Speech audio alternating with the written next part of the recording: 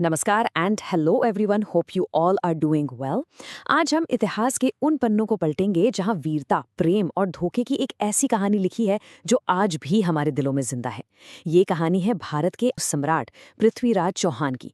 ये सिर्फ एक राजा के उदय और अस्त की कहानी नहीं है, बल्कि ये उस दौर की कहानी है जब भारत का भविष्य एक तलवार की धार पर टिका था। आइए उनकी इस महागाथा में गहराई से उतरते हैं। उनकी कहानी शुरू करने से पहले इस पंक्ति पर जरा गौर कीजिए। ये कहती है, गोरी आक्रमण की बाढ़ से पहले स्वदेशी शाही महत्वाकांक्षा की आखिरी महान लौ। इसका मतलब क्या है? इसका मतलब है कि पृथ्वीराज सिर्फ एक राजा नहीं थे, बल्कि वो उस स्वतंत्र एकीकृत भारत की आखिरी उम्मीद की किरण थे। इससे पहले कि विदेशी आक्रमणकारियों की एक ऐसी लहर आई जिसने सब कुछ बदल कर रख दिया। उनकी कहानी उस निर्णायक मोड़ की कहानी है जहां भारत का इतिहास हमेशा के लिए बदलने वाला था, और वो उस बदलाव के केंद्र में खड़े थे। हमारी कहानी शुरू होती है 12वीं सदी के भारत से। जरा कल्पना कीजिए एक ऐसी धरती की जो सोने, चांदी और ज्ञान से भरपूर थी, जहां भव्य मंदिर और समृद्ध शहर थे। लेकिन इसी चमक के नीचे ये धरती आपस में बटी हुई थी। चालुक्य, चंदेल, गहड़वाल जैसे शक्तिशाली राजवंश अपनी अपनी सीमाओं और शान के लिए एक दूसरे से लगातार लड़ रहे थे। एकता की कमी थी और हर कोई खुद को सबसे बड़ा साबित करने में लगा था। ये एक ऐसा दौर था जब भारत की किस्मत दांव पर लगी थी और कोई नहीं जानता था कि भविष्य किस करवट बैठेगा। इसी बटे हुए भारत में उत्तर पश्चिम की सीमाओं पर एक वंश था जो सदियों से प्रहरियों की तरह खड़ा था। चौहान वंश, पृथ्वीराज का वंश। उन्होंने पश्चिम से आने वाले हर आक्रमणकारी का डटकर सामना किया था, चाहे वो अरब हों या गजनवी। उनकी राजधानी थी अजमीरू, जिसे आज हम अजमेर के नाम से जानते हैं। वो सिर्फ शासक नहीं थे, बल्कि उत्तर पश्चिम सीमा के वो रक्षक थे जिन पर पूरे भारत की सुरक्षा का एक बड़ा भार था, क्योंकि भारत में आने का सबसे प्रमुख रास्ता उन्हीं के राज्य से होकर गुजरता था। उनके विशाल साम्राज्य को सपादलक्ष कहा जाता था, जिसका अर्थ है 1.25 लाख गांवों का समूह, जो उनकी समृद्धि और विशालता को दर्शाता था। यह समझना महत्वपूर्ण है कि पृथ्वीराज को विरासत में क्या मिला था। उनकी राजधानी अजमेर सिर्फ एक शहर नहीं थी, यह अरावली की पहाड़ियों में बसा एक अभेद्य किला था। एक ऐसा महानगर जहां अनार सागर जैसी खूबसूरत झीलें थीं और जहां भव्य मंदिर आसमान को छूते थे। यह कला, संस्कृति और सैन्य शक्ति का एक स्थापित केंद्र था, जहां से पूरे उत्तर भारत पर नजर रखी जाती थी। इसी शक्तिशाली वंश में 1166 ईस्वी में पृथ्वीराज का जन्म हुआ। उनके जन्म से ही ये मान लिया गया था कि वो कोई साधारण बालक नहीं है। दरबारी महाकाव्य पृथ्वीराज विजय में तो यहाँ तक लिखा गया कि उनका जन्म एक अवतार के रूप में हुआ है, जिसका एकमात्र उद्देश्य म्लेच्छों का विनाश करना है। म्लेच्छो उस समय बाहरी और बर्बर आक्रमणकारियों के लिए इस्तेमाल किया जाने वाला शब्द था। उनकी परवरिश भी असाधारण थी। एक तरफ उन्हें राजपूतों की तरह तलवारबाजी, घुड़सवारी और धनुर्विद्या में निपुण बनाया गया, तो दूसरी तरफ गुजरात की परिष्कृत राजनीति, कूटनीति और शासन कला भी सिखाई गई। वो एक ही समय में एक महान योद्धा और एक चतुर शासक बनने के लिए तैयार हो रहे थे। लेकिन नियति ने इस होनहार राजकुमार के लिए एक कठिन परीक्षा तैयार रख रखी थी। सिंहासन तक उनका रास्ता फूलों से नहीं, बल्कि कांटों से भरा था। 1177 ईस्वी में, जब वो बहुत छोटे थे, उनके पिता राजा सोमेश्वर की एक युद्ध में मृत्यु हो गई।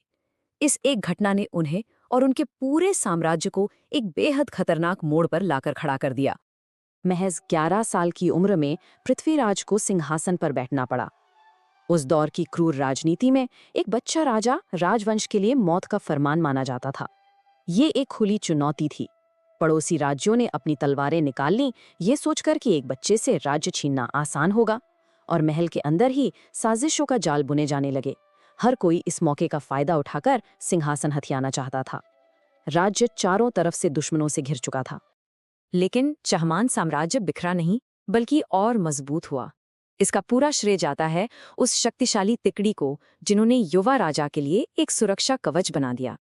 सबसे पहले उनकी माँ रानी कर्पूर देवी, जो एक कुशल राजनीतिज्ञ थीं, और उन्होंने एक शासक की तरह राजनीतिक इच्छा शक्ति दिखाई। दूसरे मुख्यमंत्री कदम्बवास, एक प्रशासनिक जीनियस, जिन्होंने राज्य के अंदर स्थिरता बनाए रखी और खजाना खाली नहीं होने दिया।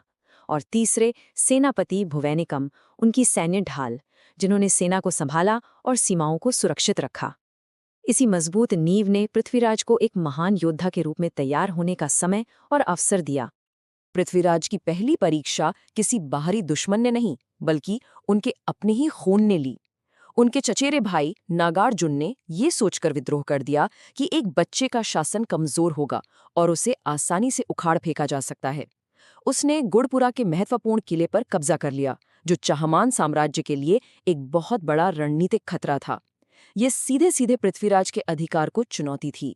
लेकिन नागार्जुन ने जिस बच्चे को चुनौती थी, उसकी प्रतिक्रिया एक अनुभवी राजा जैसी थी। पृथ्वीराज ने अपनी मां और मंत्रियों के मार्गदर्शन में एक विशाल सेना का नेतृत्व किया और गुड़पुरा पर चढ़ाई कर दी।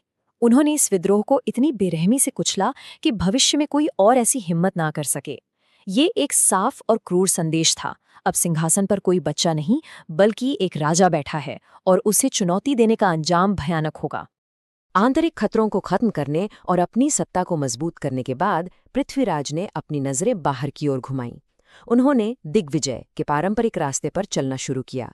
ये एक प्राचीन भारतीय परंपरा थी जिसमें एक राजा अपनी सर्वोच्चता स्थापित करने के लिए चारों दिशाओं में विजय अभियान चलाता था। ये सिर्फ जमीन जीतने के बारे में नहीं था, बल्कि चक्रवर्ती सम्राट बनने की घोषणा थी। दिग्विजय की शुरुआत उन्होंने भड़ानकों से की। ये एक शक्तिशाली और लड़ाकू जनजाति थी जो दिल्ली के आसपास के इलाकों, आज के रेवाड़ी और अलवर क्षेत्र पर शासन करती थीं। वे अक्सर चाहमान क्षेत्र में छापे मारते थे और व्यापार मार्गों के लिए खतरा बने हुए थे। पृथ्वीराज ने उनकी शक्ति को पूरी तरह से कुचल दिया और उनके क्षेत्र पर कब्जा कर लिया। ये जीत रणनीतिक रूप से बहुत महत्वपूर्ण थी, क्योंकि इसने दिल्ली के आसपास के क्षेत्रों को सुरक्षित किया और गंगा के मैदानों की ओर विस्तार का रास्ता खोल दिया। ये टाइमलाइन उनके शासन के पहले दशक के दौरान उनके अथक अभियानों को दिखाती है। ये एक युवा राजा के असाधारण उदय की कहानी है। सिर्फ 10 सालों में उन्होंने आंतरिक विद्रोह को दबाया, अपनी सीमाओं को सुरक्षित किया और फिर मध्य भारत और गुजरात के शक्तिशाली राज्यों को चुनौती दी। उनका प्रभाव तेजी से बढ़ रहा था और जल्द ही वो उत्तर भारत के सबसे शक्तिशाली शासक के रूप में देखे जाने लगे। अब हम उनके शासनकाल के सबसे प्रसिद्ध और नाटकीय दौर में प्रवेश करते हैं। ये वो समय था जब उनकी तलवार की धार और भी तेज हो गई, जब उनकी प्रसिद्धि चरम पर थी और जब उन्होंने कुछ ऐसे फैसले लिए जिन्होंने इतिहास की धारा को हमेशा के लिए प्रभावित किया। ये दौर महान प्रतिद्वंदिता, एक महाकाव्य रोमांस और उनके शाही प्रशासन के सुदृढ़ीकरण से चिन्हित है। भड़ानकों के बाद पृथ्वीराज का अगला निशाना बने जेजाक भुक्ति के चंदेल। चंदेल राजा परमार्दी देव एक शक्तिशाली शासक थे और उनका वंश खजुराहों के भव्य मंदिरों के निर्माता के रूप में प्रसिद्ध था। ये दो बड़ी शक्तियों की सीधी टक्कर थी। पृथ्वीराज ने चंदेलों के राज्य पर आक्रमण किया और इस अभियान की कहानी आज भी बुंदेलखंड की लोककथाओं में जिंदा है। इस युद्ध के नायक थे चंदेलों के दो महान सेनापति आला और ऊदल। राजा ने उन्हें किसी बात पर नाराज होकर राज्य से निकाल दिया था, लेकिन जब उन्हें पता चला कि उनकी मातृभूमि पर हमला हुआ है, तो वो अपनी वफादारी निभाने के लिए वापस लौट आए। बेतवा नदी के किनारे एक भयंकर युद्ध हुआ। आल्हा और ऊदल ने अविश्वसनीय बहादुरी दिखाई, लेकिन पृथ्वीराज की विशाल और अनुशासित सेना के सामने वे टिक नहीं सके।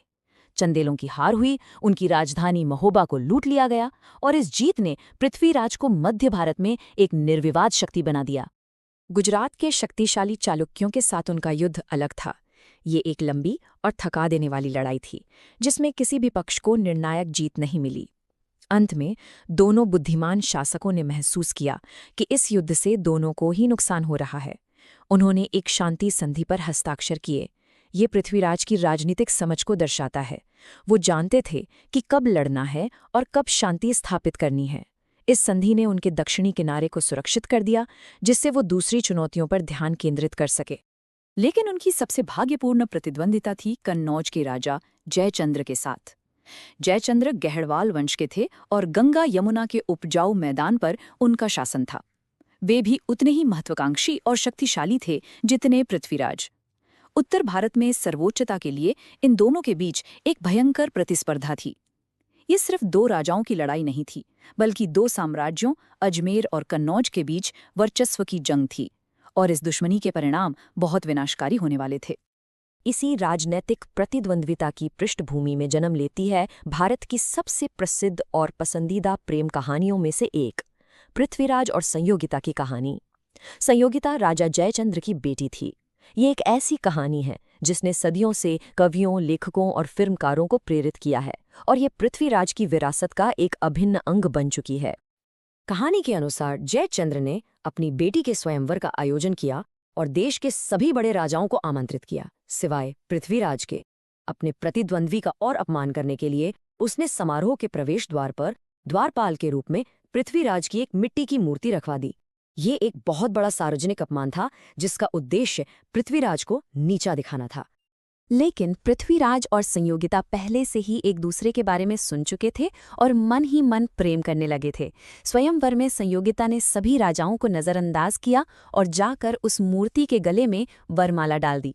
उसी क्षण पृथ्वीराज, जो भेष बदलकर पास में ही छिपे थे, प्रकट हुए। उन्होंने संयोगिता को अपने घोड़े पर बिठाया और भरी सभा से उसे लेकर चले रहे। दिल्ली तक लड़ते हुए अपना रास्ता बनाया। इतिहासकार इस कहानी की सच्चाई पर बहस करते हैं, लेकिन ये कथा उन दोनों राज्यों के बीच की गहरी दुश्मनी और पृथ्वीराज के साहसी स्वभाव का प्रतीक बन गई। युद्ध और रोमांस से परे पृथ्वीराज एक सक्षम प्रशासक भी थे। उन्होंने अपने साम्राज्य को 2 राजधानियों से संभाला। अजमेर उनकी पैतृक राजधानी थी, जो साम्राज्य का सांस्कृतिक और आध्यात्मिक हृदय बनी रही। वहीं उन्होंने दिल्ली के रणनीतिक महत्व को पहचाना और उसे अपनी दूसरी सैन्य राजधानी बनाया। उन्होंने दिल्ली को मजबूत करने के लिए विशाल किला राय पिथौरा का निर्माण करवाया, जिसकी दीवारें आज भी देखी जा सकती हैं। इसने दिल्ली को एक छोटे शहर से एक सच्चे शाही और अभेद्य किले में बदल दिया। और अब हम पहुंचते हैं पृथ्वीराज के जीवन के उस क्षण पर जो उनकी शक्ति और प्रतिष्ठा का शिखर था, जब उन्होंने उस उपाधि को सही साबित किया जो इतिहास ने उन्हें दी, भारत के प्रहरी। पश्चिम से एक नया खतरा उभर रहा था, गौर के पहाड़ों से एक तूफान जिसका नेतृत्व कर रहा था मुइजुद्दीन मोहम्मद घोरी। ये खतरा पिछले किसी भी खतरे से कहीं ज्यादा बड़ा और स्थायी था। मोहम्मद गौरी की महत्वाकांक्षा महमूद गजनबी की तरह सिर्फ लूटपाट नहीं थी, बल्कि वो भारत में एक स्थायी साम्राज्य स्थापित करना चाहता था। वो पंजाब जीत चुका था और अब उसकी सीमाएं सीधे पृथ्वीराज के साम्राज्य से टकरा रही थीं। जब गौरी ने चाहमानों के अधीन तबरी हिंदा यानी आज के भटिंडा के किले पर कब्जा कर लिया, तो यह एक सीधी चुनौती थी, युद्ध का खुला ऐलान था। पृथ्वीराज की प्रतिक्रिया तत्काल और जबरदस्त थी। उन्होंने अपने सभी सामंतों को बुलाया और एक विशाल राजपूत सेना इकट्ठा की। 1191 में दिल्ली से लगभग 150 किलोमीटर दूर तराइन के मैदान में दोनों सेनाओं का आमना सामना हुआ। यह पृथ्वीराज का सबसे शानदार क्षण था। राजपूतों ने अपनी पारंपरिक रणनीति का इस्तेमाल किया, हाथियों और भारी घुड़सवार सेना का एक सीधा और विनाशकारी हमला। ये हमला इतना भयानक था कि गौरी की सेना के पैर उखड़ गए। गौरी की सेना के दोनों पंख टूट गए और वे राजपूतों के लगातार हमले के दबाव में बिखरने लगे। अपनी सेना को हारते देख मोहम्मद गौरी ने खुद हिम्मत दिखाई और सीधे पृथ्वीराज के भाई और दिल्ली के गवर्नर गोविंद राय पर हमला कर दिया। दोनों के बीच एक भयंकर द्वंद्व हुआ। गोविंद राय ने अपने भाले से ऐसा प्रहार किया कि गौरी बुरी तरह घायल हो गया और अपने घोड़े से लगभग गिर ही गया था। उसे एक वफादार खिलजी सैनिक ने बचाया, जो उसे तेजी से युद्ध के मैदान से दूर ले गया और उसकी जान बचाई। अपने नेता को घायल और युद्ध क्षेत्र से जाते देख गौरी की सेना का मनोबल पूरी तरह टूट गया और वे भाग खड़े हुए। ये एक पूर्ण और निर्णायक जीत थी। राजपूतों ने भागती हुई सेना का दूर तक पीछा किया। इस क्षण में पृथ्वीराज चौहान उत्तर भारत के निर्विवाद सम्राट थे, भारत के द्वारों के रक्षक। उन्होंने उस समय इस्लामी दुनिया के सबसे बड़े विजेताओं में से एक को धूल चटा दी थी। उनकी प्रसिद्धि पूरे देश में फैल गई। और अब हम अंतिम दुखद अध्याय पर आते हैं। जैसा कि अक्सर महान त्रासदियों और महाकाव्यों में होता है, सबसे बड़ी जीत के बाद ही सबसे गहरा पतन आता है। ये कहानी का सबसे मार्मिक हिस्सा है, जो हमें सिखाता है कि इतिहास में एक छोटी सी भूल के कितने बड़े परिणाम हो सकते हैं। पृथ्वीराज की त्रासदी उनकी जीत के बाद शुरू हुई। राजपूत युद्ध परंपरा के अनुसार उन्होंने भागते हुए दुश्मन का पीछा नहीं किया और गौरी को वापस जाने दिया। उन्होंने इस जीत को अन्य भारतीय राजाओं के साथ हुए सीमा विवादों जैसा ही समझा। उन्होंने अपने दुश्मन की जिद और बदला लेने की इच्छा को कम आंका। दूसरी ओर अपमानित मोहम्मद गौरी चुप नहीं बैठा। उसने पूरा 1 साल अपनी हार के कारणों का विश्लेषण करने और अपनी सेना को पूरी तरह से बदलने में बिताया। उसने अपनी रणनीति बदल दी।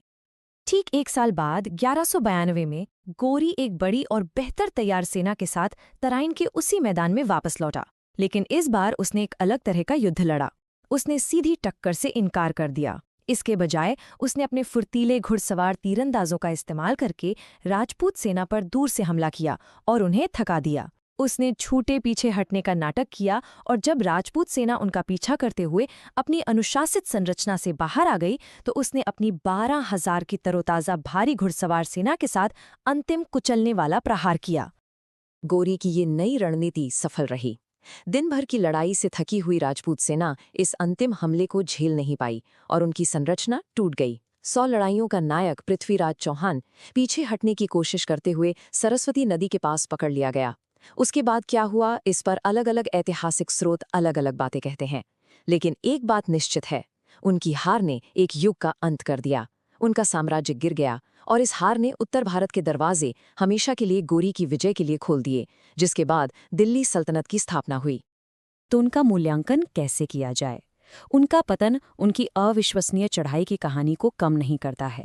एक सैन्य कमांडर के रूप में वो शानदार थे, जिन्होंने अपने साम्राज्य का विस्तार किया और एक समय के लिए भारत की सीमाओं की सफलतापूर्वक रक्षा की। सांस्कृतिक रूप से वह कला और साहित्य के संरक्षक थे, जिनके दरबार में विद्वानों और कवियों का सम्मान होता था। लेकिन सबसे बढ़कर उनकी विरासत प्रतीकात्मक है। वो भारतीय वीरता, प्रतिरोध और उत्तर के अंतिम महान हिंदू सम्राट के शाश्वत प्रतीक बन गए। भारत की सामूहिक स्मृति में वो राजा नहीं है जो दूसरी लड़ाई हार गया, बल्कि वो राजा है जिसने पहली लड़ाई जीती। उन्हें उनके पतन के लिए नहीं, बल्कि इसलिए याद किया जाता है क्योंकि वो अपने समय के लगभग किसी भी शासक से कहीं ज्यादा ऊंचा उठे थे। वो एक युग का प्रतीक हैं और उनकी विरासत सदियों से गूंजती है, भारतीय वीरता और अपनी मातृभूमि के लिए प्रतिरोध की एक शाश्वत कहानी के रूप में।